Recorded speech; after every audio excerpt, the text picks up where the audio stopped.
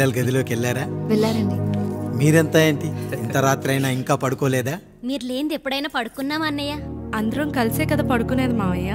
సరే సరే, అందరం పెద్దోడి గదిలో పడుకుందాం. ఈ రోజు వాడి శోభనం కదా, అసలే కొత్త.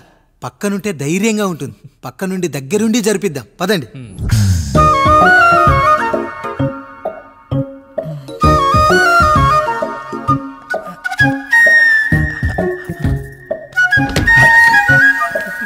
కానివ్వండి రా, కానివ్వండి కానివ్వండి. మీరేంటి మావయ్య ఇక్కడ పడుకుంటున్నారు? అదేంటమ్మా పెద్దోడా, చెప్పలేదా? మేమంతా కలిసే పడుకుంటామమ్మా. నువ్వు మాతో పాటే. అవును భార్గవి. మీరు ఊరుకోండి. మీరు ఇక్కడ పడుకోవడం నాకు ఇష్టం లేదు మావయ్య.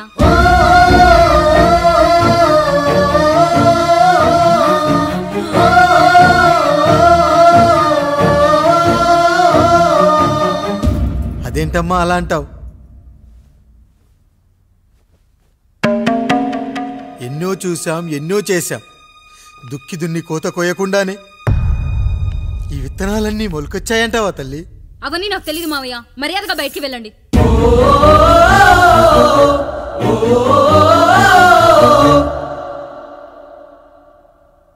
కనీసం ఆ మూలనైనా పడుకుంటామమ్మా. నువ్వైనా చెప్పరా పెద్దోడా? అంటే తను ఇబ్బంది పడుతుంది కదా నాన్న.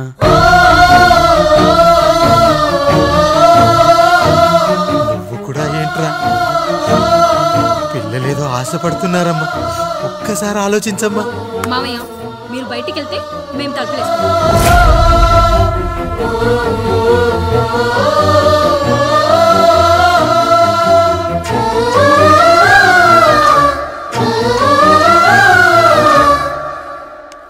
వేసుకోండి అమ్మా, వేసుకోండి.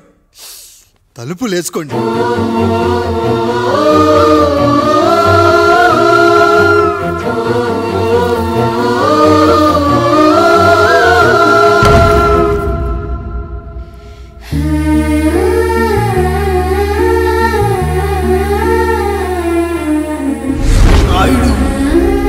బిడ్డలు జాగ్రత్త. ఈ రోజు నుంచి వీళ్ళంతా నీ తమ్ముళ్ళు చెల్లెళ్ళు కాదు, నీ బిడ్డలు.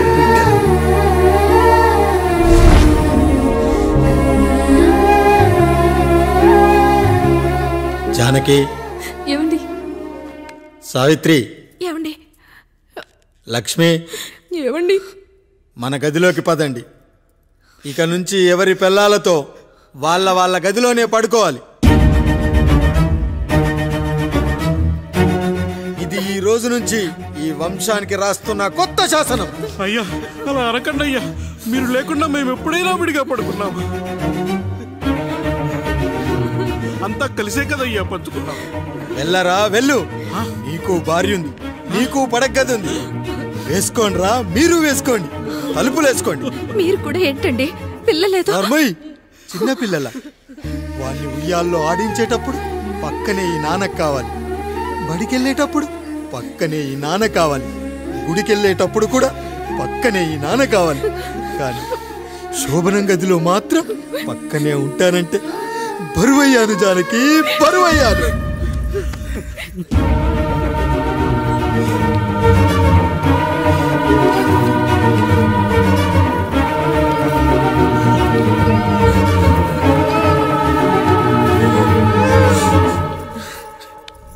ఏంటండి ఇంకా అదే ఆలోచిస్తున్నారా? ఎలా మర్చిపోగలను లక్ష్మి? జరిగింది ఏదో జరిగిపోయింది, మీరు బాధపడకండి. ఎంత మాట అన్నాడో చూసావా? నా భార్య ఇబ్బంది పడుతుంది, బయటికెళ్ళండి నాన్న అన్నాడు. వాణ్ణి ఎలా పెంచాను? చదువుకుంటే పై చదువులకు వాడు వేరే ఊరు వెళ్లాల్సి వస్తుందని చదివే మాన్పించేశాను. జ్వరం వస్తే ఆ మాత్రలు చేదుగా ఉంటాయని నేనే మింగాను. నోరు తెరిచి అమ్మ కావాలన్నప్పుడల్లా ఎంతమంది అమ్మల్ని ఇచ్చాను. నాన్న అన్న ప్రతిసారి నాన్నల్ని ఇవ్వలేకపోయానని వాడికి నా మీద కోపమో ఏమో జానకి.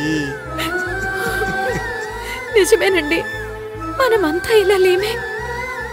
మన కుటుంబానికి దిష్టి తగిలింది. మా నాన్న మరణంతో ఆస్తిపోయి తమ్ముళ్ళతో నడి రోడ్డున పడ్డప్పుడు ఇలాంటి కష్టాన్ని మొదటిసారి అనుభవించాను. అన్నయ్య అన్నయ్య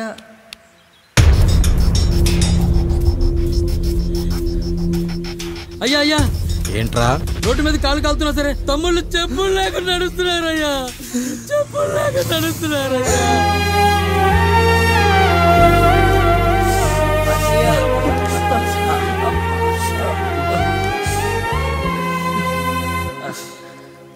చెప్పులు లేకుండా నడుస్తుంటే కాళ్ళు కాలుతున్నాయట్రా.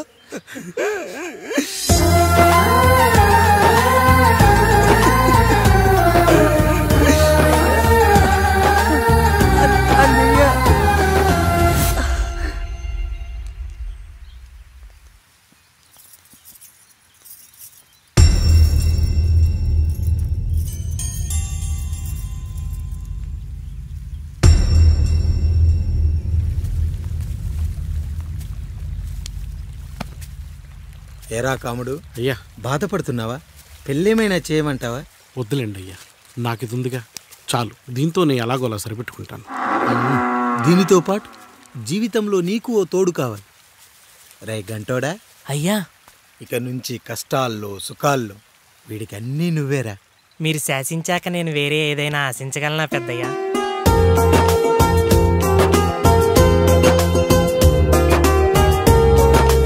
నీ గురించి కాదురా, మీ అక్కది చాలా గొప్ప మంచి మనసుని విన్నాను. ఈ కాముడికి ఆ రాముడి గుళ్ళో పెళ్లి చెయ్యి. అయ్యా, దాన్ని పెళ్లి చేసుకుంటే దాని భర్త చనిపోతాడని జాతకంలో ఉందయ్యా. మీరంతా కలకాలం ఉంటారంట్రా. వీడు పోతే నేను లేనా, చూసుకోలేనా? నువ్వు పెళ్లి చెయ్యి, పెళ్లి చేయరా.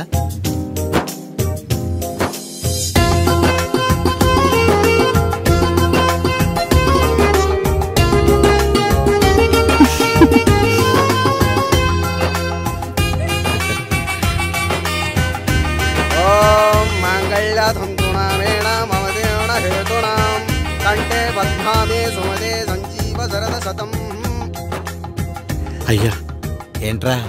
మీ చేత్తో నాకు దొంగగా జీవితాన్ని ఇచ్చారు, ఇప్పుడు ఒక భర్తగా భార్యనిచ్చారు.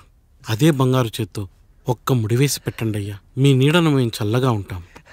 రెట్టలకు పిట్టై లోలోనే దాచే అందం, మట్టలకు చెట్టై పట్టుంచే సంబంధం, చుట్టలకు పిట్టై దాచుంచే ఓ సుమగంధం, గట్టుపై తొట్టై నీరిచ్చే అనుబంధం, సిగలో చుండ్రల్లే లోతైనది బంధం, దులిపే బలమున్నా అది రాలిపోని నేటి సంబంధం.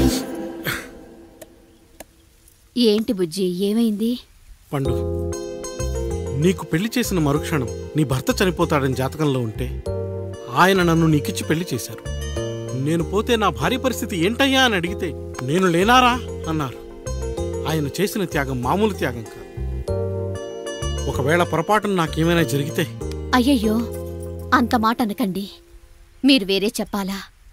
మొన్నటిదాకా తమ్ముడు, ఇప్పుడు ఈ కాముడు, తర్వాత రాయుడు.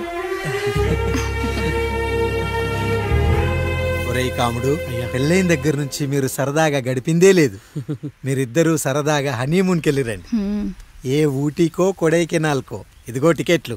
అయ్యా, మీరు దేవుడయ్యా. ఇక్కడ పనులాగకుండా నువ్వు ముందుగా వెళ్ళిరా. నువ్వు తిరిగి వచ్చిన తర్వాత పండు వెళ్తుందిరా. అయ్యా, ఒక పని మనిషిని మీరు ఇంతగా ఆదరిస్తున్నారయ్యా. నువ్వు పని మనిషి ఏంటి పండు? నీలాంటి స్త్రీమూర్తిని ప్రతి మగాడు అమ్మలా చూసుకోవాలి. ఇక నుంచి నా బిడ్డలు నిన్ను అమ్మా అని పిలుస్తారు, అమ్మలా చూసుకుంటారు. ఏమంటావు జానకి? రెట్టలకు పిట్టై లోలోనే దాచే అందం, మట్టలకు చెట్టై పట్టుంచే సంబంధం, చుట్టలకు పెట్టై దాచుంచే ఓ సుమగంధం, ఎంత బాధగా ఉంటుంది అన్నకి ఇంకెంత బాధగా ఉంటుంది. సిగలో చుండ్రల్లే ఈ బాధ నా బాధ కాదట్రా. దులిపే బలమున్నా అది రాలిపోని నేటి సంబంధం.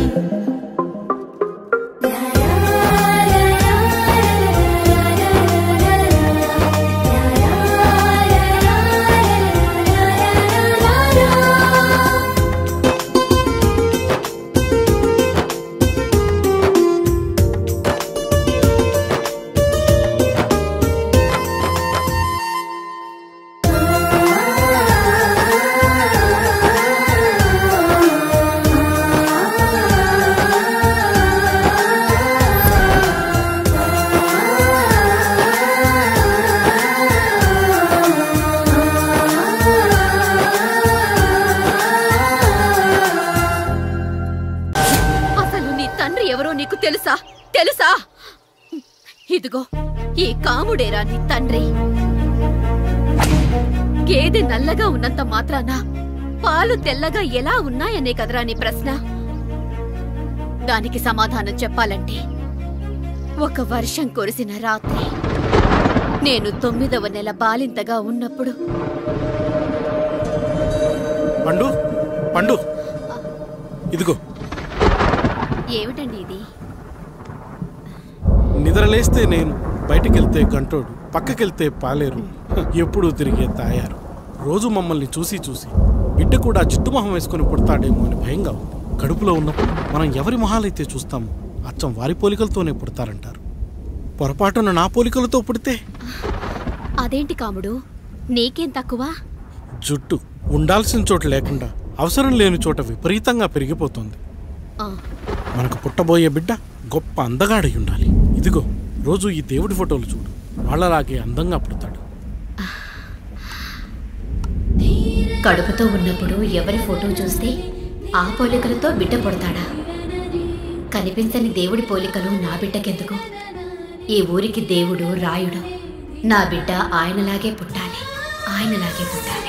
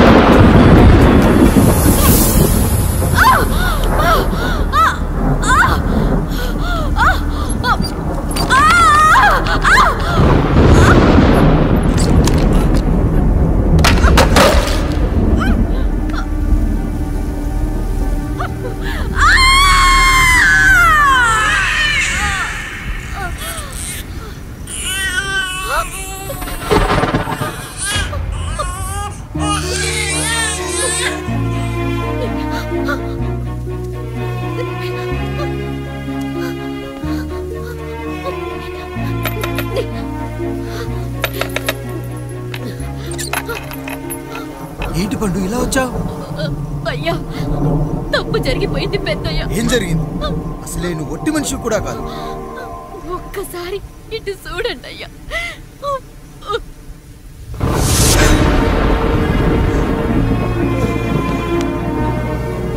వీడేంటి అచ్చం నాలా ఉన్నాడు?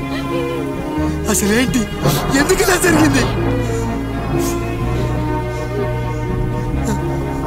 నువ్వు ఎప్పుడైనా చీకట్లో పంపు సైడ్ దగ్గరికి వచ్చావా?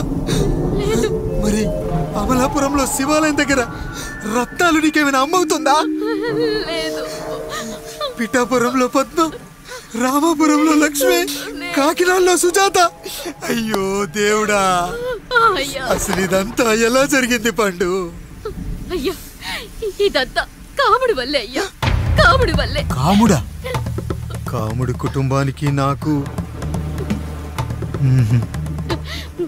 ఏం గుర్తు రావట్లేదే. ఎన్నని గుర్తు పెట్టుకోగలను నేను మాత్రం? అయ్యా, అది కాదయ్యా.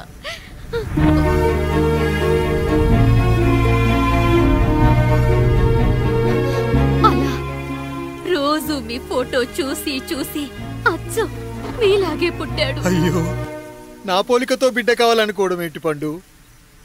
నువ్విలా చేయడం ఏంటి పండు? పోలికల కోసం ఫోటోలు ఎందుకు చూసావు పండు? అందుకే కదయ్యా ముందు ఆ డైలాగ్ చెప్పాను, తప్పు జరిగిందని.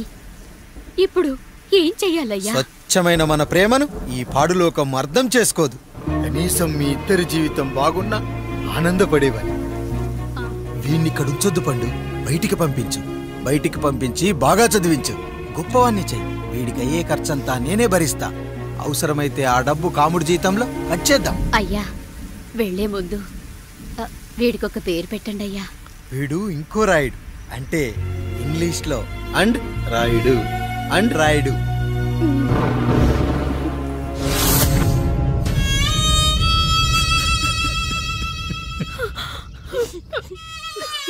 ఇది రా నీ కథ, నా గతం. నిన్ను చదివించడం కోసం ఆయన మీ నాన్న జీతంలోంచి నెలకి 3000, 4000 కోసేసిచ్చేవారు. అప్పుడు ఆయన పడిన బాధ పగవాడు కూడా పడకూడదు. చూసావారా, దేవుడు లాంటి పెద్దయ్యని అనవసరంగా అనుమానించడం ఎంత పెద్ద తప్పు చేశావో అర్థమైందా? ఒకడు నిమ్మకాయ పెట్టి పసుపు వేసి ఉప్పు కలిపి పులిహోర చేయొచ్చు, కానీ ఆ పులిహోర ఎప్పటికీ దేవుడి ప్రసాదం. నువ్వు ఆ దేవుడి ప్రసాదం. ఇక ఆయనే మీ నాన్న. చూసావా అమ్మా, ఈ రోజు నుంచి నాకు 3 అమ్మలు 2 నాన్నలు. నీకు మాత్రం ఒక్కడే భర్త, నాన్నకు మాత్రం ఒక్కటే భార్య. మా నాయనే. అయ్యా, బిడ్డను ఒక్కసారి ఎత్తుకొని తిప్పండి అయ్యా. బాబు, నాన్న,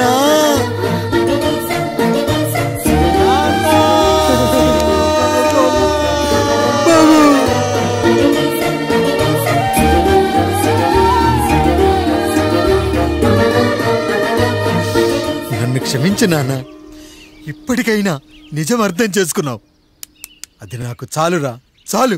చాలదు నాన్న, నిన్ను ఏలెత్తి చూపిన జనంతో చెయ్యెత్తి దండం పెట్టించాలి. అన్నయ్య కంటే ఆస్తి ముఖ్యమనుకున్న మన కుటుంబానికి గుణపాఠం నేర్పించాలి. ఇక నాకు వదిలే నాన్న, నేను చూసుకుంటా.